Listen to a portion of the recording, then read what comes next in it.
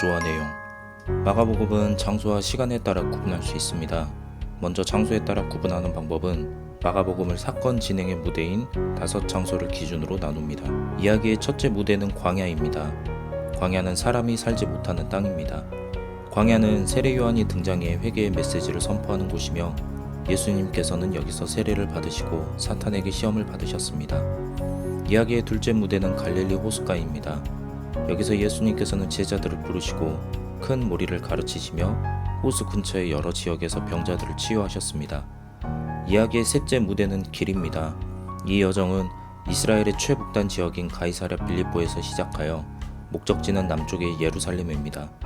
예수님께서는 자신이 순환을 당하고 죽게 될 것을 3번이나 말씀하시며 죽은 다음 부활하게 될 것을 말씀하시지만 제자들은 깨닫지 못합니다. 이야기의 넷째 무대는 예루살렘입니다.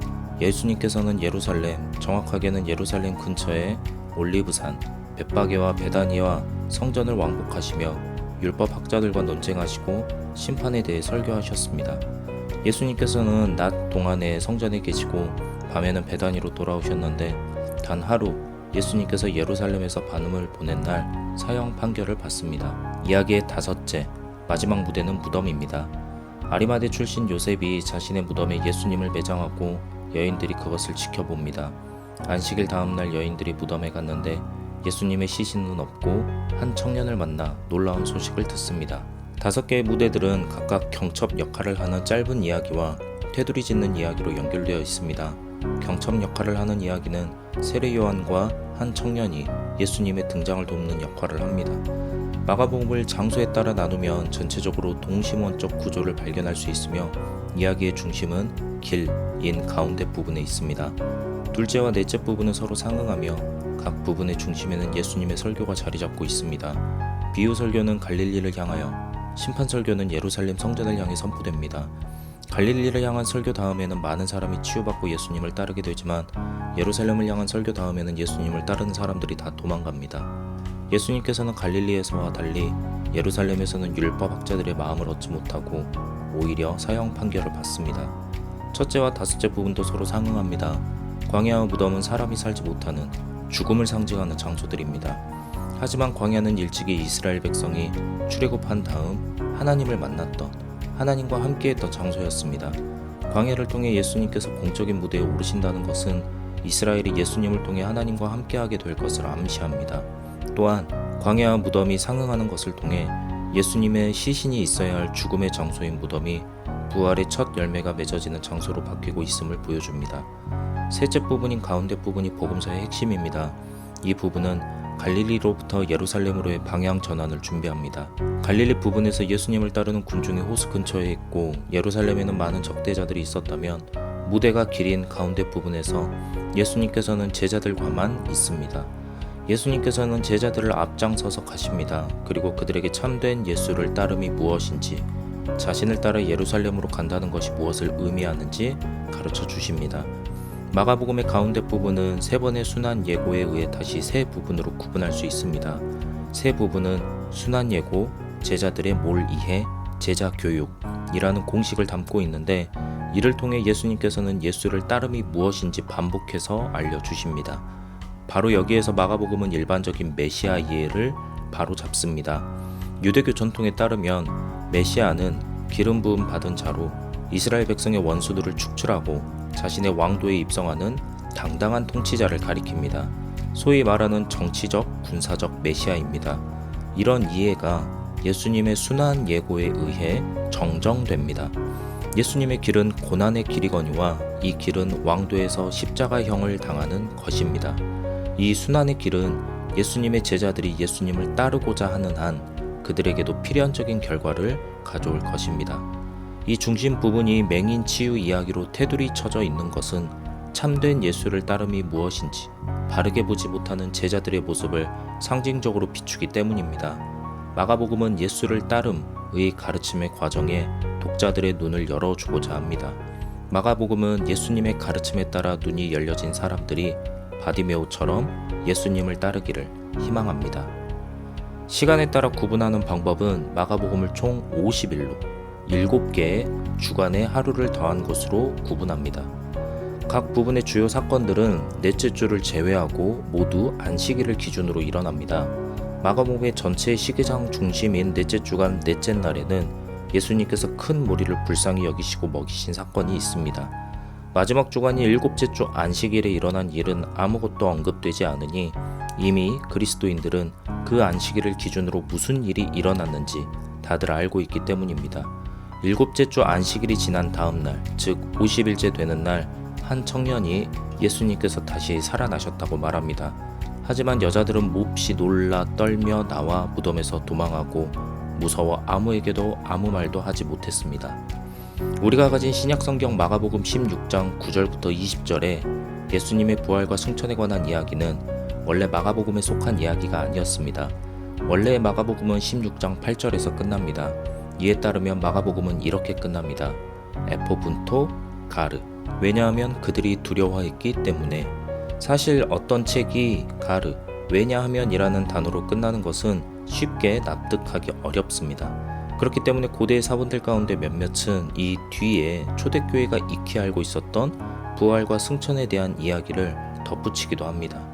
사본이란 우리가 가진 성경은 원본의 번역이 아닌 사본의 번역입니다. 마가복음을 예로 들면 아주 오래전 최초의 마가복음이 정확히 어떠했는지 솔직히 알지 못합니다. 마가복음의 원본을 가지고 있지 않기 때문입니다. 우리는 마가복음을 다시 기록한 사본들만 가지고 있습니다. 사본은 한두 개가 아니라 매우 많습니다. 그리고 이 사본들은 서로 다릅니다. 한 원본을 다시 기록한 사본이 서로 다를 수 있을까요? 아주 다양한 이유에서 실제로 그렇습니다.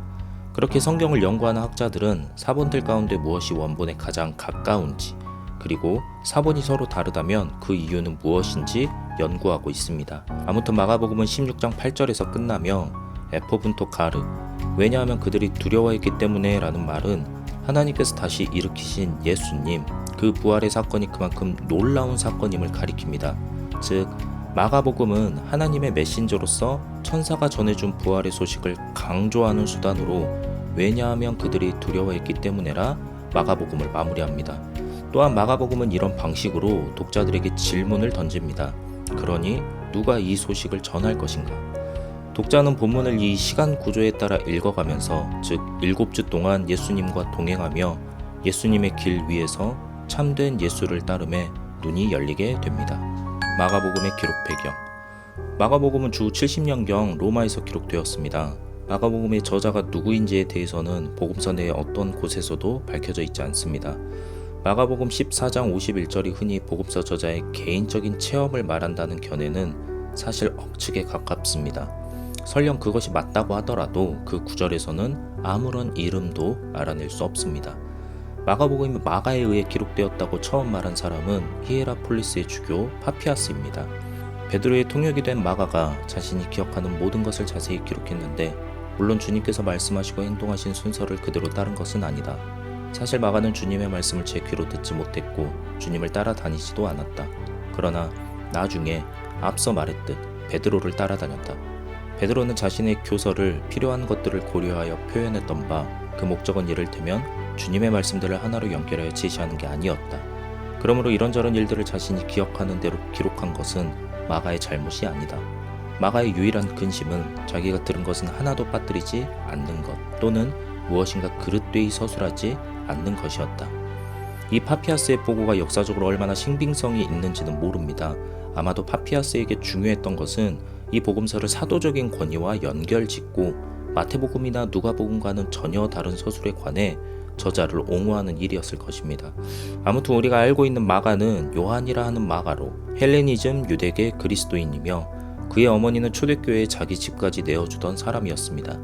바나바와 바울은 마가를 안디옥으로 데리고 갔고, 마가는 첫 번째 선교 여행에 함께했으나 도중에 이들과 헤어집니다.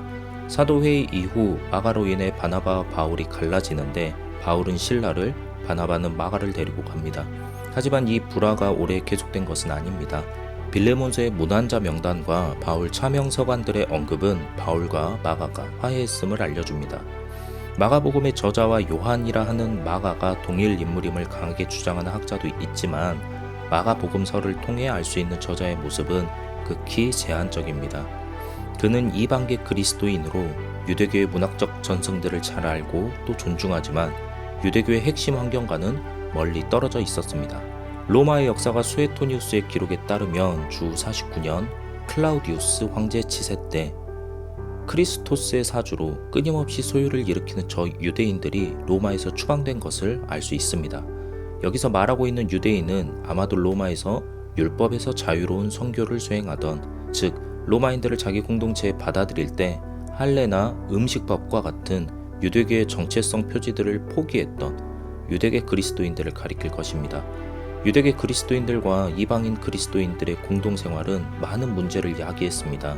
이들의 삶의 방식이 너무도 달랐기 때문입니다. 거기에서 오는 소요는 제국을 시끄럽게 했고 결국 클라우디우스 황제는 율법에서 자유로운 선교를 수행하던 유대계 그리스도인 선교사들을 추방한 것입니다. 우리가 잘 아는 브리스길라와 아굴라 역시 이 추방 속에 포함되어 있었습니다.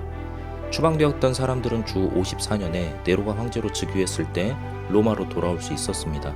이렇게 돌아온 사람들과 로마에 남겨진 사람들 간의 갈등이 있었던 것으로 보입니다. 주 64년 로마에서 대화재가 일어나 엄청난 피해가 생겼습니다. 사람들은 이 잘못을 네로의 탓으로 돌렸고 네로는 대화재의 책임을 그리스도인들에게 돌렸습니다.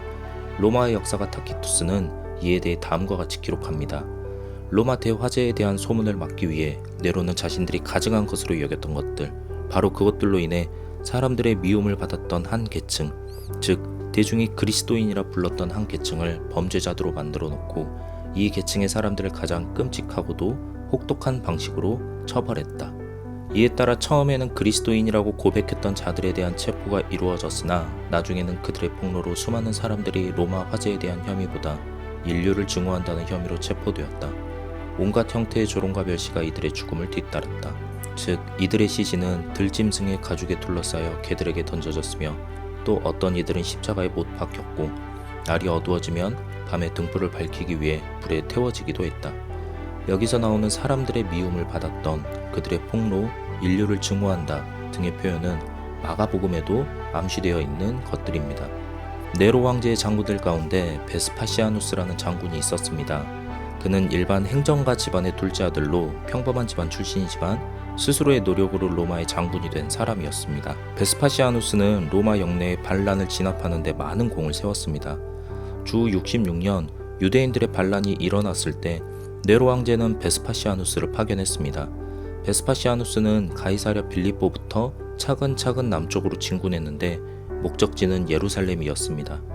베스파시아누스는 정복자와 파괴자로서 예루살렘으로 진군했습니다. 하지만 제국의 상황이 급변합니다. 주 68년에 갈바에 의해 반란이 일어났기 때문입니다. 네로는 자살하고 갈바는 로마에서 황제로 추대됩니다. 하지만 몇 개월 만에 오토에 의해 다시 반란이 일어났고 또 이어 비텔리우스가 반란을 일으켜 황제가 됩니다. 베스파시아누스는 새로운 황제에게 충성을 맹세하기로 위해 로마로 돌아와야 했으나 새로운 황제가 계속해서 등장하기에 신중할 수밖에 없었습니다. 그러다가 오히려 자신의 군대에 의해 황제로 추대되었고 유대 지역의 반란을 자신의 아들 티투스에게 맡긴 뒤 로마로 돌아와 황제가 됩니다. 사람들은 베스파시아누스가 로마로 입성할 때 복음들을 외쳤습니다. 그가 계속되는 내란과 반란으로 인한 전쟁을 그치게 해줄 것이라 여겼기 때문입니다. 그는 평민 출신으로 황제가 되어 못 사람들의 존경과 부러움을 샀습니다. 당시 로마의 황제가 되면 그의 아비를 신격화하는 관습이 있었습니다. 이렇게 황제는 신의 아들이라는 칭호를 얻었습니다. 하지만 베스파시아누스는 평민 출신이었기에 그의 아버지를 신격화하기 어려웠습니다. 베스파시아누스는 황제의 직책에 알맞는 정통성을 부여하고 스스로 신의 아들이라고 하는 칭호를 얻기 위해 선전원들을 이용했습니다. 이 선전원들은 베스파시아누스의 성경 배경에 신들의 도움이 있었음을 광고했습니다. 그리고 기적 이야기를 만들어 유포했습니다. 알렉산드리아에서 베스파시아누스가 장님과 절름발이를 어루만져 고쳐주었다는 것입니다. 이집트 사제들은 황제인 베스파시아누스 안에 신적인 능력이 있음을 광고하기 위해 이런 기적을 연출했습니다. 사람들은 베스파시아누스를 이집트 신인 아문의 아들이라 부르며 환영했습니다. 선전원들은 베스파시아누스가 신의 아들이라 불린 것을 대대적으로 홍보했고 그렇게 그는 신격화되었습니다. 베스파시아누스의 성공과 더불어 그를 추종했던 사람들 역시 막강한 권력을 나누어 가졌습니다. 베스파시아누스의 부하들은 총독이 되어 속주에 파견되었고 그곳에서 군대의 힘으로 안정과 질서를 유지하며 세금을 거두었습니다. 사람들은 평민 출신인 베스파시아누스처럼 출세하고 싶어 했습니다. 베스파시아누스는 이 출세욕을 의도적으로 부추겼습니다. 바로 자신들에게 충성하는 사람들을 모으기 위해서였습니다. 베스파시아누스는 자신에게 충성하는 사람들을 원로원으로 세워주었습니다. 이런 배경 속에서 마가복음은 진짜 복음이 무엇인지, 예수님이 누구신지, 예수를 따름이 무엇을 의미하는지 가르쳐줍니다. 마가복음의 메시지. 마가복음은 시작부터 복음이 하나님의 아들 예수 그리스도의 복음이라 확실하게 말합니다. 즉 선전원들에 의해 만들어진 신의 아들 베스파시아누스의 복음들은 진정한 복음이 아니며 하나님의 아들 예수 그리스도의 복음이 진정한 복음이라 말합니다. 그렇게 마가복음은 그리스 로마 사회에서 복음을 황제에게 사용할 때 복수 형태로 사용했던 것과는 구별되게 예수님을 향해 단수 형태로 사용하는 것입니다. 또한 마가복음은 진정한 복음이 세상에서 막강한 권력자가 되거나 그에 의해 이루어지는 세속적인 안녕과 평안을 추구하는 것이 아니라 말합니다.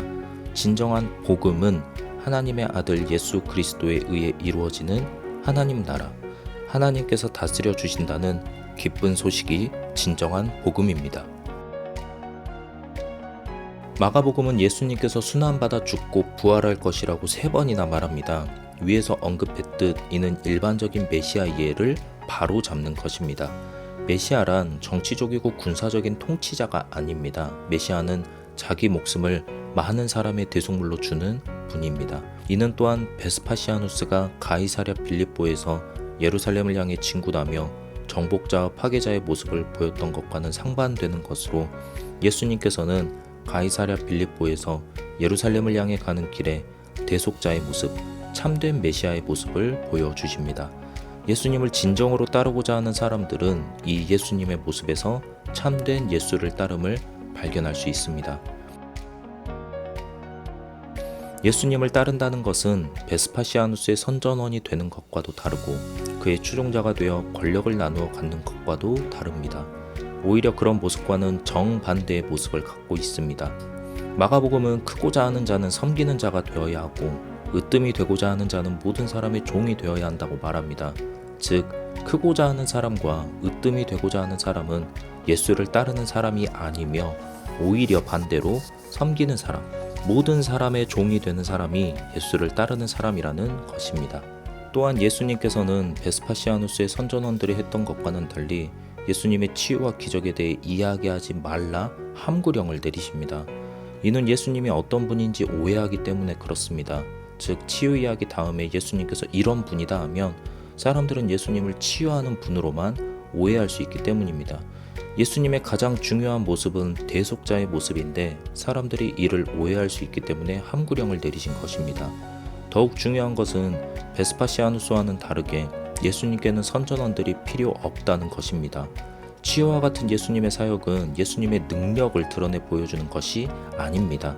오히려 하나님 나라의 작용을 눈으로 볼 수 있게 해주는 것입니다.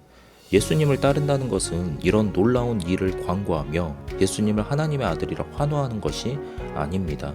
오히려 예수님을 따라 나름대로 자신의 길을 가는 것입니다. 이를 성경에서는 자기 십자가라 표현합니다. 마가복음은 세상 권력자를 추종하며 출세하기를 바라는 것이 제자의 길이 아님을 알려줍니다.